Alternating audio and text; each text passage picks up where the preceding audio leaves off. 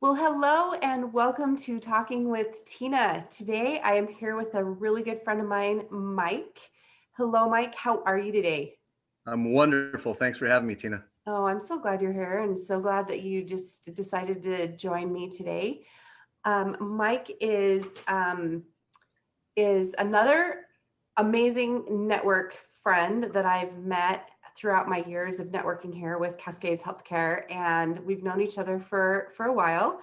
And Mike he's an all-around kind of guy right now. Listen to what he's got going on. He's an author, he's a game creator, and those are his part-time night jobs, right? That's a side hustle, yeah. Okay. And then your daytime job, you are a senior account executive for ABC Channel 4.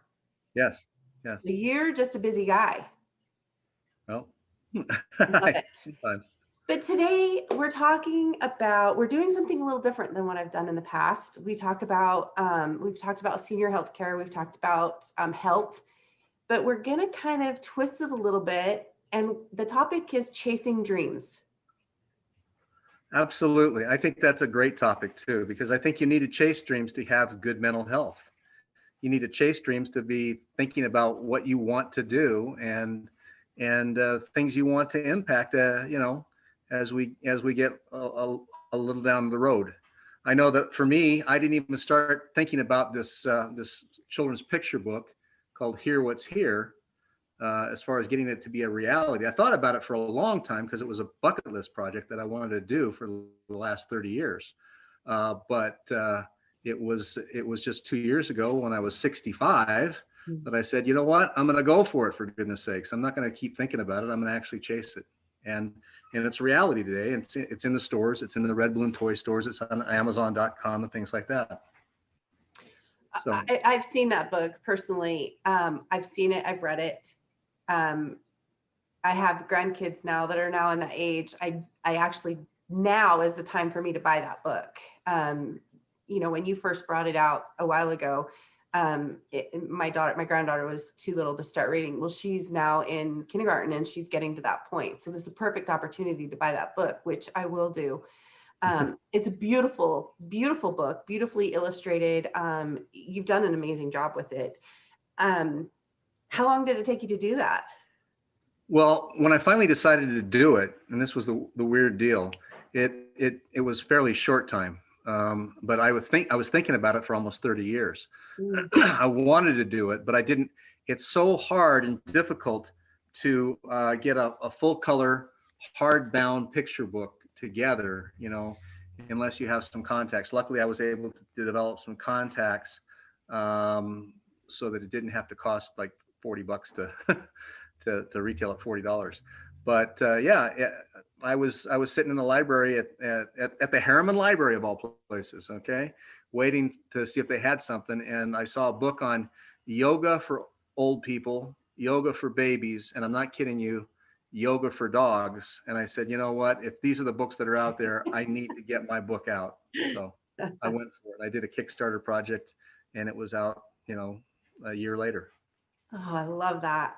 I love that. Sounds like, and you've got to feel pretty proud. It feels good. It feels really good to do that. Yeah. So Awesome. So what else have you done? Like, I mean, obviously I've done, you're a creator. Is that the yeah, only thing you've done? I've done other books. I did a book called I did this out actually about 40 years ago, called Why Wait Till I'm Dead? Buy this book now. So Okay. it's a book of my poetry.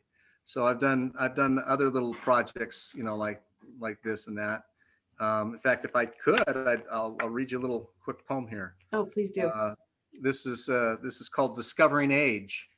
It says, I see the world turning old in so many new ways. I see myself slowing down, losing hair, but I'm just as young as ever inside my eyes. It's still me making discoveries, though the face across the sink is looking less familiar every morning.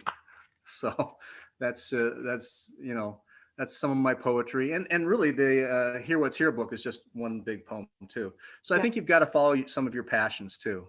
Not only chase your dreams, but chase the dreams that are passion projects for you.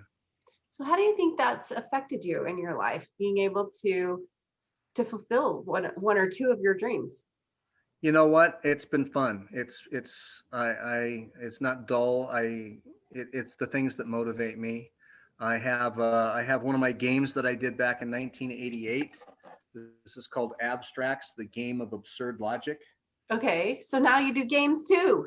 Oh, well, I've done games all along. The games were one of the first things I did. Yeah. Oh, In okay. fact, the games paid for the poetry books. Nice. Uh, Okay. but yeah, I did Abstracts back in 1988. It was featured on the David Letterman show.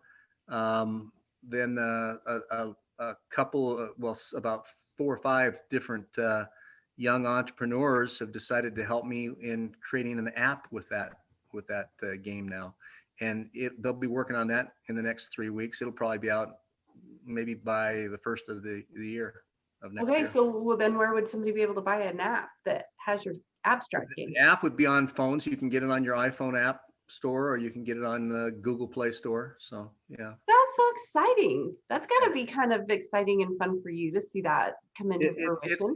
it's fun. Yeah, it's fun to do things and to see your little projects, come to fruition. So yeah.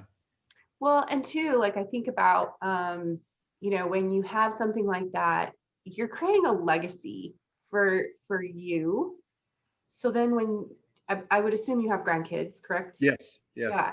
So when your grandkids, as they grow older, like, grandpa did this. This was my grandpa, and I'm awfully proud of him, and I'm proud to be, in that whole family. I would think that would be really cool to sit and think about what you're leaving behind. It's fun. It's fun. In fact, my son-in-law, married to my second daughter, is a game creator as well. He's done a couple board games and stuff. So yeah. So exciting. Okay, so you've got games, you've got poetry, Yep. you've got children's books. Uh-huh. Is there anything else? I think that's about it. I mean, I've done board games and I've done card games. This is a card game I did called In Your Face. Okay. I still write poetry. I go to poetry group meetings. I love that kind of stuff. I love just still being creative, and I think you can be creative all the way through the whole life existence. So, be creative, chase your dreams. That's what I think it's all about. Okay, so I mean, we only have just a few more minutes left, but let's just say somebody is watching this and they're in their mid-60s. Like, Yep. what are some of the things you've learned to help them get started? What I've learned is that you can't do it all. You think you're doing it on your own. You're not doing it on your own. You are really going to be dependent upon your suppliers. You're going to be dependent upon an audience. So don't even try to do it on your own, but go for it. Does that make sense? I love it. No, go for it. Why not? Yeah. It doesn't matter the age. Chase your dream, right? Absolutely. Absolutely. Love it. Any last minute words before we say goodbye? You know what? I just I hope everybody will chase their dreams. I hope everybody will. If I can do it, you can do it. I'm just a regular schmo that likes to do things on the side, and yeah, go for it.